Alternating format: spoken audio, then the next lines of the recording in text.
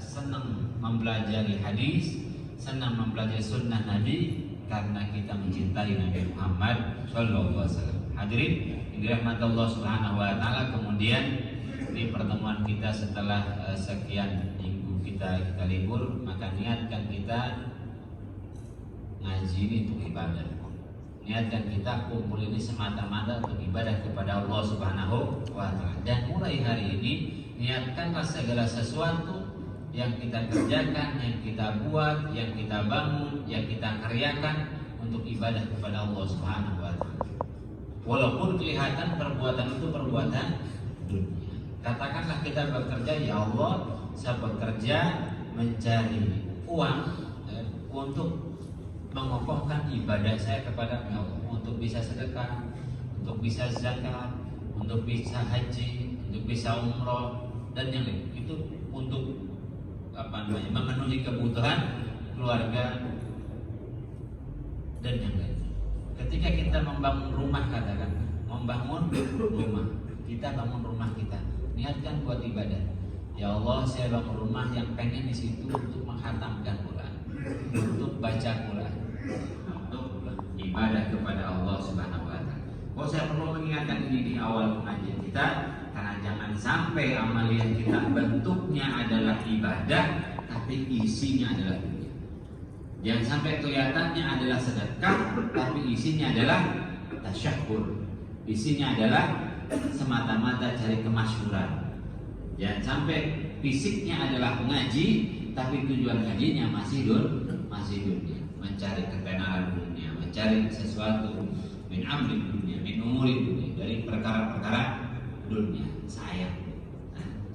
Maka niatkan ngaji kita ini juga untuk semata-mata ibadah kepada Allah Subhanahu wa Ta'ala. Jadi dirahmati Allah Subhanahu wa Ta'ala, dan ini masih bulan Syawal, maka izinkan saya mengucapkan kepada semuanya selamat Raya Idul Fitri. Taqabbalallahu minna wa minkum siyamana wa siyamakum.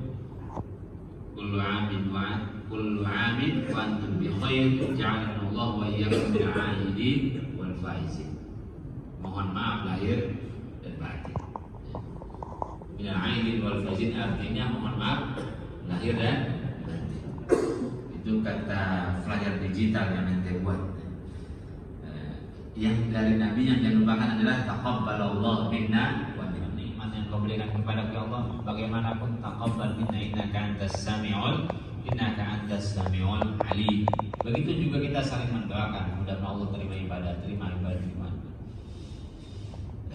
Kemudian doa selanjutnya itu dari para tabi'in, dari para ulama, dari para sahabat, dari para guru-guru kita. Jadi ketika kita mengucapkan doa itu juga kita mengucapkan ja'alana Allah wa iyyakum bil 'aidin wal faizin. Semoga Allah Subhanahu wa Ta'ala menjadikan kita dan kalian semua orang-orang yang kembali ke jalan Allah, orang-orang yang kembali merayakan hari Idul Fitri, dan orang-orang yang menang, yang dimaksud surganya Allah Subhanahu wa Ta'ala. Tenang dan hati bercahaya, membuat pikiran tenang dan pikiran bersinar. Itu antara ibadah itu nggak usah repot-repot, kayak gitu aja udah cukup. Seperti itu sudah cukup, membuat hati kita dengan Ramadan kita. Kenapa sebab seperti itu? Karena ada 3 amalan di dalam bulan Ramadan yang cukup menjadi alasan agar hati kita ini nggak kotor, agar hati kita ini nggak keruh, agar hati ini bercahaya, mudah menerima kebenaran, mudah menerima nasihat, mudah menerima ilmu, bisa membedakan mana hak, mana yang batil. Kata Syekhul Habib Umar bin Hafid, kalau ada 3 perkara di dalam diri kita, maka akan tenang, akan bercahaya hati, akan bahagia. Yang pertama apa? Yang pertama dalam Ramadan ada qiraatul Quran bitadabburi wat tartil. Syaratnya hati bercahaya tadi adalah membaca Quran dengan tadabbur dan dengan tartil. Membaca Quran dengan ditadabburi, dipikirkan, ditafakkuri. Kita ini baca Quran kebanyakan masih target hatam, Pokoknya hatam, entah tajwidnya kemana-mana, entah tartilnya enggak karuan.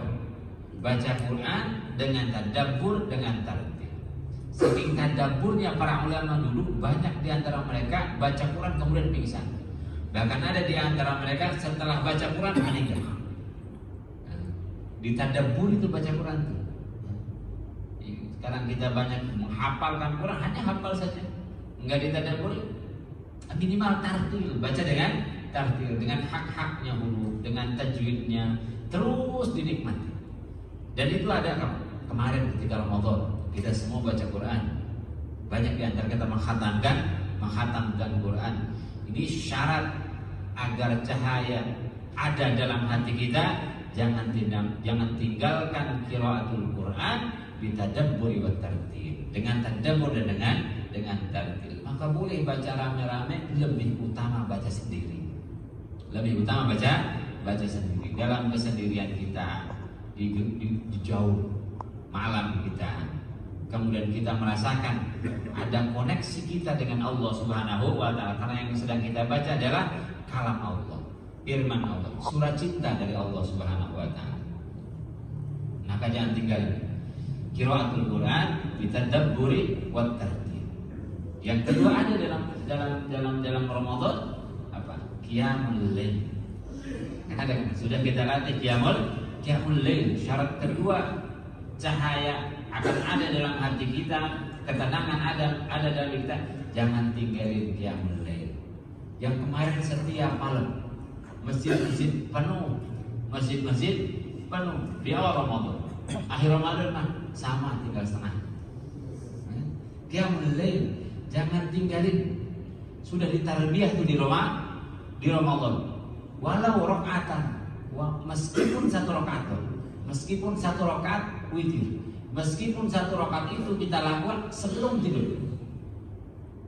Tidak di sepertiga malam terakhir, hanya sesaat sebelum tidur. Saking capek lelahnya, saya niat sholat witir satu rakaat.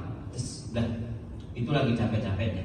Dari kondisi dia ada 7 rakaat, 11 rakaat, qiyamul lail jangan tinggalin. Hajat apapun, keinginan apapun kita, jadikan qiyamul lail syarat.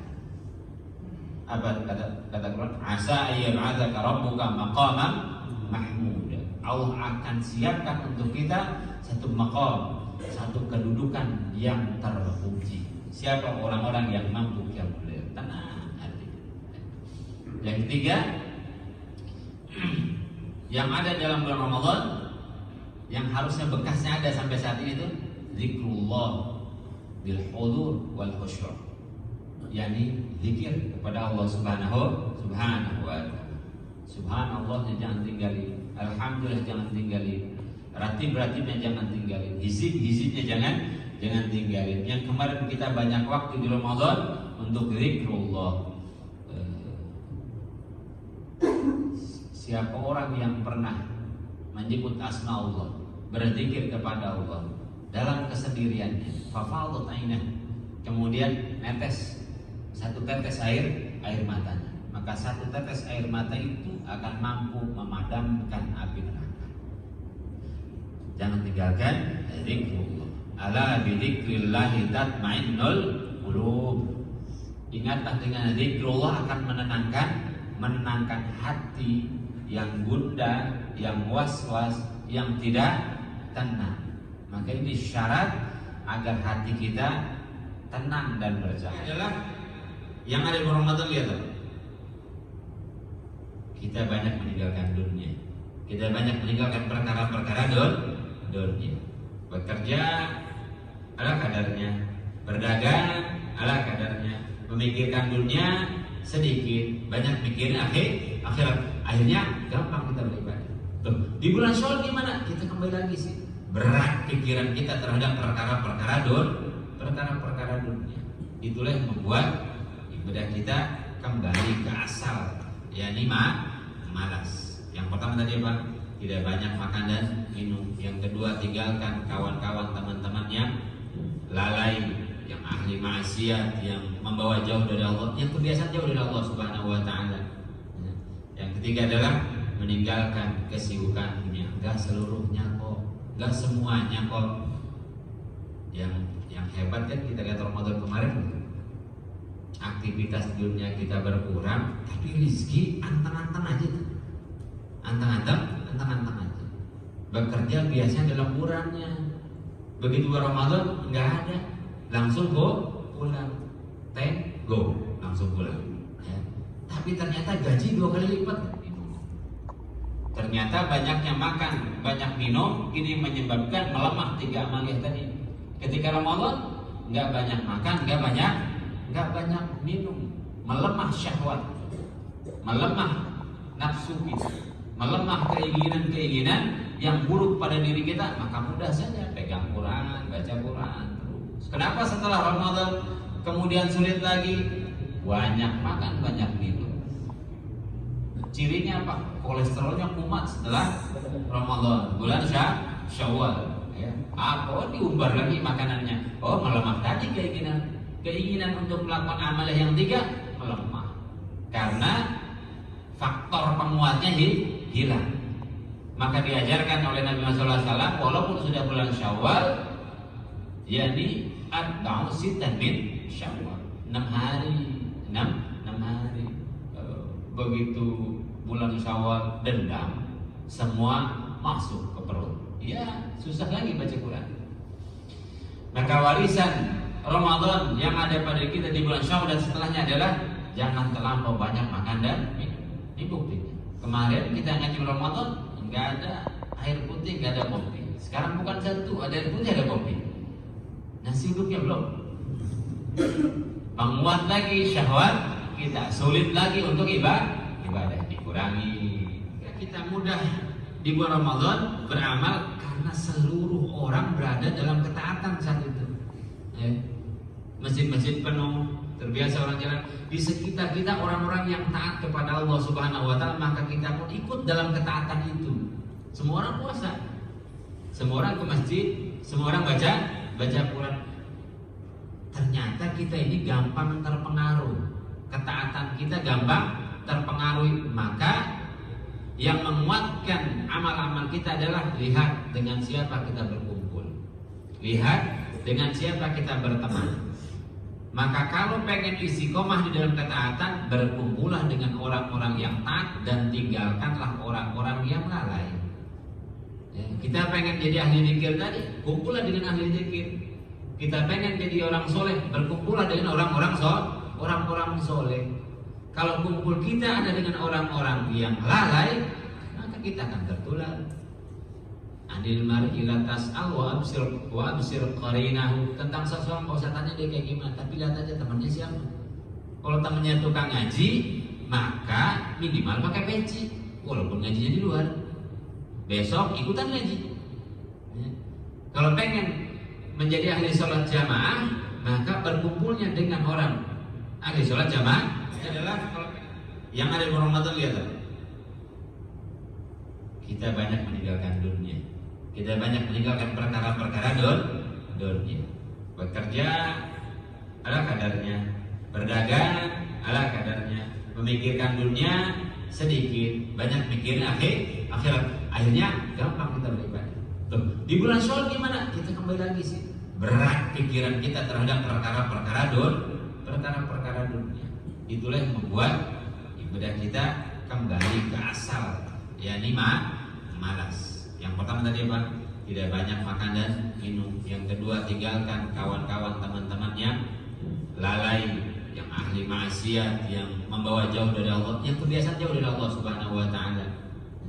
Yang ketiga adalah meninggalkan kesibukan dunia. Enggak seluruhnya kok, enggak semuanya kok. Yang hebat kan kita lihat Ramadan kemarin, aktivitas dunia kita berkurang, tapi rezeki anteng-anteng aja tuh. Anteng-anteng aja. Bekerja biasanya dalam bulannya. Begitu Ramadan nggak ada, langsung pulang. Go, langsung pulang. Ya. Tapi ternyata gaji 2 kali lipat.